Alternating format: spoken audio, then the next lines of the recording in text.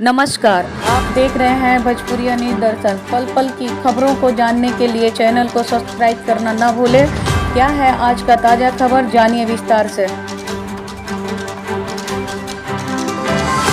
खबर है गया शिक्षक निर्वाचन क्षेत्र से, जहां राजद उम्मीदवार प्रियरंजन जी ने प्रेस कॉन्फ्रेंस में क्या कुछ कहा। आइए सुनते हैं उन्हीं के जुबानी और आपको लेकर चलते हैं सीधे गया शिक्षक निर्वाचन क्षेत्र। यहाँ से हमने के बातचीत हुई, बहुत से लोग भी जुटल बा और का लक्ष्य बा पत्रकारिता छोड़ने के बाद हुआ है शिक्षक के निर्वाचन में काहे है। देखिए, आपको मैं साफ बता दूं कि शिक्षक के निर्वाचन क्षेत्र का चयन करने के पीछे मेरा कोई राजनीतिक उद्देश्य नहीं। अगर मेरा राजनीतिक उद्देश्य होता तो मैं 2 साल और नौकरी कर सकता था। नौकरी करने के बाद 225 का एक छोटा सा विधानसभा क्षेत्र का चयन करके उससे लड़ लेता और राजनीति में विधायक बनता या हारना जितना तो वो बात थी। लेकिन ये 42 विधानसभा क्षेत्र, 7 पार्लियामेंट्री कॉन्स्टिट्यूंसी और 8 जिले में फैले इस विशाल क्षेत्र का अगर मैंने चयन किया है तो इसके पीछे एक संकल्प है, जो संकल्प मैंने अपने पिता के सामने लिया। उस संकल्प को पूरा करने के लिए मुझे लगा कि अब शिक्षकों की ताकत जरूरी है। उस ताकत के बिना मैं उस संकल्प को पूरा नहीं कर पाऊंगा। तब मैं अपनी नौकरी से DRS लेकर मैं शिक्षकों के बीच सेवक बनने के लिए आवेदन लेता। संकल्प बताइए, क्या संकल्प है? बता रहे मेरा संकल्प था, जब 2005 में एक दिन की बात है, एक छोटी सी कहानी मैं आपको इसके साथ बता दूं थोड़ी। मेरे पिताजी की आंखें डबडबा गई और वो अखबार पढ़ते पढ़ते उनकी आंखें डबडबाई। तो मैंने पूछा कि पिताजी क्या बात है। नक्शे में उन्होंने कहा कि बेटा देखो, ऐसा है कि हम लोग 17-18 साल के लंबे संघर्ष के बाद हम लोगों ने विद्यालयों का सरकारीकरण कराया और मेरे पिताजी बड़े संघनिष्ठ थे और अपने ज़माने के अच्छे शिक्षक भी थे। उन्होंने कहा कि हमारी पीढ़ी के शिक्षकों ने लंबे संघर्ष के बाद इन विद्यालयों का ये कराया और उस समय जो दानदाताओं ने जमीन, भवन और उपस्कर दिए थे वो सारी संपत्ति सरकार ने ली, इंक्लूडिंग आवर सेल्फ। हम लोगों को भी सरकार ने अपना बना लिया और हम लोग सरकारी कर्मचारी घोषित हो गए। लेकिन अब जो है 2005 के बाद जो बहाली होगी वो बहाली होगी, उसमें संपत्ति तो सारी सरकार की हो गई लेकिन शिक्षक गैर सरकारी हो गए।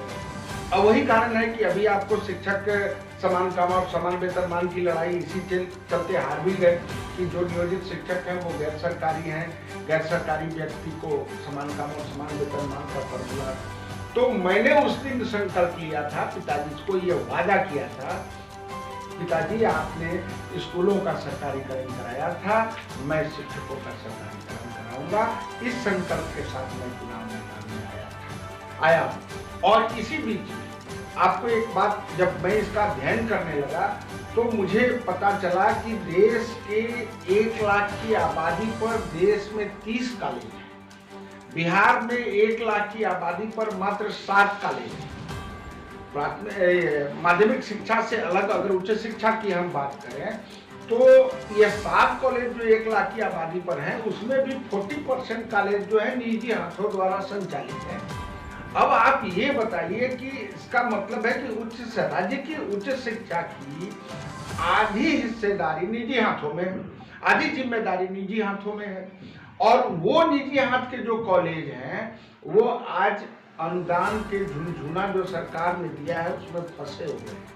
हमारे एफिलिएटेड कॉलेज के लोग, हमारे एफिलिएटेड कॉलेज के शिक्षक इस बात को भूल गए हैं कि कॉलेज कंस्टिट्यूएंट भी होता है, कॉलेजों का अंगीभूतीकरण भी होता है।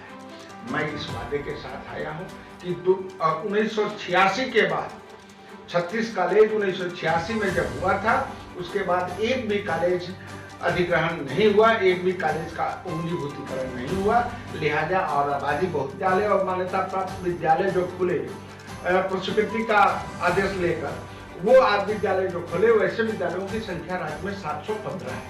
ये 715 विद्यालय के शिक्षक ये भी 1000-2000 रुपये 5000 रुपये के अनुदान के लिए पढ़े।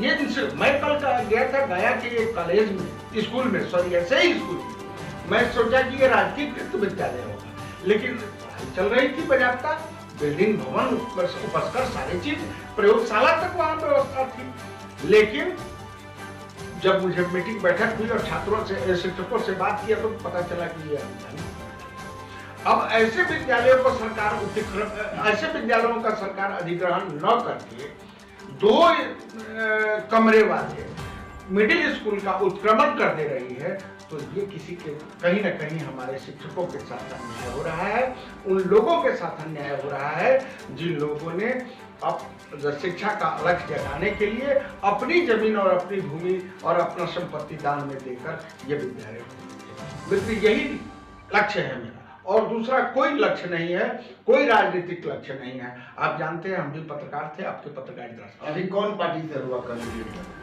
देखिए, राष्ट्रीय जनता दल का मुझे समर्थन प्राप्त है। अब उसकी घोषणा होना अभी बाकी है, घोषणा होते ही ये कैंडिडेट का सारा चीज, कैंडिडेटर सभी दलों का जब चुनाव की घोषणा के बाद सभी दलों का स्पष्ट होगा, लेकिन मैं अभी राष्ट्रीय जनता दल से। तो माना जाओ कि सरकार भी रहे बा रउआ अगर जीत जाए तो शिक्षक के बहुत भला हो। देखिए, रुआ के बता दीजिए, रुआ का सवाल भोजपुरी में बा, हम जवाब चाहता नहीं कि भोजपुरी में दे दूंगा। रुआ के साफ हम बोल देते हैं कि आदरणीय तेजस्वी प्रसाद यादव के अलावा कोई दूसरा व्यक्ति में इतनी बड़ी इच्छा शक्ति नहीं है जो इतना बड़ा कदम उठा। मित्र, आपको उदाहरण मैं दे रहा हूं, आज के पहले जितने भी चुनाव हुए सब जात पात रंग भेद और कई दूसरे तरह के हथकंडों पर चुनाव लड़े गए। पिछला विधानसभा चुनाव में देश का एकमात्र नेता आदरणीय तेजस्वी प्रसाद यादव है जिसने चुनाव में रोजगार और युवकों को मुद्दा बनाया है चुनावी। आप उसके अलावा और कोई दूसरा व्यक्ति नहीं है जो रोजगार के मुद्दे पर चुनाव लड़े। यहाँ तो महंगाई भी है बहुत बड़ी बात, वह भी एक अलग मुद्दा है, लेकिन फोकस हमारा है रोजगार और युवा, उसके अंदर ही ये आता है। अगर शिक्षित नहीं होंगे, शिक्षा व्यवस्था दुरुस्त नहीं होगी तो युवाओं को रोजगार नहीं मिलेगा। आपने एजेंडा कुछ बता दिया दोनों? सीधा तो 3 ही एजेंडा बताया मैंने मेरा 3 एजेंडा है। सरकारी नियोजित शिक्षकों को सरकारी कर्मचारी घोषित कर उनको पुरानी पेंशन व्यवस्था से आच्छादित कीजिए। अब मान्यता संबद्धता प्राप्त कॉलेजों का अधिग्रहण कीजिए और 715 पर स्वीकृत विद्यालयों का अधिग्रहण कीजिए। यही हमारा मुद्दा है। अतिथि शिक्षक खातिर कुछ आपको मैं बता दिया हूँ, पहले भी बताया हूँ मैंने कि शिक्षक जो है, जो विद्यालय है उसमें अतिथि शिक्षक कोई अलग से नहीं है, उसी विद्यालय के अंग है। और अतिथि शिक्षकों का अलग से जब एजेंडा है आपका, तो मैं कोई भी अतिथि शिक्षक, मैं चाहता हूं, मैं जानता हूं और हमारी बात इस मुद्दे पर सरकार से हो रही है, हुई भी है, और कई अतिथि शिक्षक अब समायोजित किए जाएंगे जो स्टेट और जो परीक्षा पास कर चुके हैं, दक्षता परीक्षा, लेकिन उनकी कुछ एक ऐसी समस्या आ रही है, कुछ ऐसे अतिथि शिक्षक हैं जिन लोगों ने वो पात्रता परीक्षा नहीं पास की है और उनकी आयु अधिक हो गई है। मुझे उसके लिए सरकार से बात करना है और उसके लिए भी एक नया विकल्प बनाना है। ये मेरा एजेंडे का यह भी एक हिस्सा है। कोई स्कूल में सभी जो अगर स्कूल के नियोजित शिक्षकों की बात करेंगे तो अतिथि शिक्षक नियोजित शिक्षकों से अलग नहीं है। मेरा मुद्दा वही है कि सभी शिक्षकों को, अब तो इतने तरह के शिक्षक हो गए हैं सरकार स्कूलों में, अतिथि शिक्षक, नियोजित शिक्षक, नियमित शिक्षक, पंचायत शिक्षक, जिला परिषद शिक्षक, इतने तरह के शिक्षक हैं। मैं किसी शिक्षक का डिमार्केशन नहीं करना चाहता हूं, मैं सिर्फ शिक्षक की लड़ाई लड़ना चाहता हूं और सभी शिक्षक एक ही शिक्षक है, सबको सरकारी कर्मचारी का घोषित किया जाए और सबको पुरानी पेंशन व्यवस्था। एक सवाल सर लास्ट में सर हम करना चाहेंगे, आप तो काफ़ी क्षेत्रों में घूमकर यहाँ विक्रमगंज पहुँचे हैं, तो आपको क्या लगता है सर, सारे शिक्षकों से मिलते हुए आपको क्या लग रहा है इस बार आपके साथ क्या होना चाहिए? मैं तो चाहूँगा कि मुझे मत मिले, प्रथम वरीयता का शिक्षक मुझे सब मत दे, अपनी ताकत दे, मैं उनकी वकालत करने के लिए। यह मान कर चला जाए सर कि आपके सामने मतदाता आपके बैठे हुए हैं, क्या कहेंगे सर? मैं अपने मतदाताओं से आग्रह करूंगा, विनम्र प्रार्थना करूंगा कि आप अपने प्रथम वरीयता का वोट एक बार प्रिय रंजन को देकर उन्हें अपनी ताकत दें, ताकि मैं सीधा कहता हूं यही कि अगर आपका वकील मजबूत होगा, आप वकील मुझे बनाते हैं अपना, आपका वकील मजबूत होगा, थोड़ा कमजोर केस भी रहेगा तो मजबूत वकील जीत लेगा, लेकिन अगर वकील आपका कमजोर होगा तो मजबूत केस भी हार जाने की आशंका है। आपको बहुत बहुत शुभकामनाएं सर।